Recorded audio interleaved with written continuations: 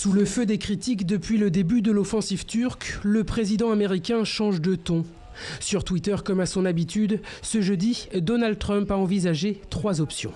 Nous avons un des 3 choix suivants. Envoyer des milliers de soldats pour gagner militairement, frapper la Turquie très dur financièrement et avec des sanctions, ou jouer les médiateurs en vue d'un accord entre la Turquie et les Kurdes. Un responsable américain affirmera ensuite que Donald Trump a chargé ses diplomates d'arranger un cessez-le-feu entre les belligérants. Les voix se multiplient ainsi, mais portent-elles vraiment? Dans l'après-midi, la diplomatie américaine venait justement d'échouer sur l'adoption d'un texte au Conseil de sécurité de l'ONU.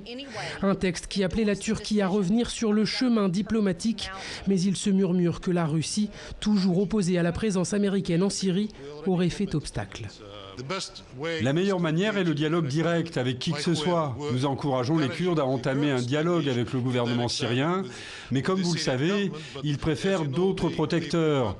Des protecteurs, et vous voyez ce qui arrive maintenant. Plus tôt dans la journée, lors d'une première réunion à huis clos, les 5 pays européens du Conseil de sécurité avaient échoué eux aussi sur la voie du consensus. Résultat, France, Allemagne, Belgique, Royaume-Uni et Pologne ont fait cavalier seul pour réclamer l'arrêt de l'opération turque. De son côté, fidèle à sa position prudente, la Chine s'est quant à elle contentée de réclamer le respect de la souveraineté, de l'indépendance et de l'intégrité territoriale de la Syrie.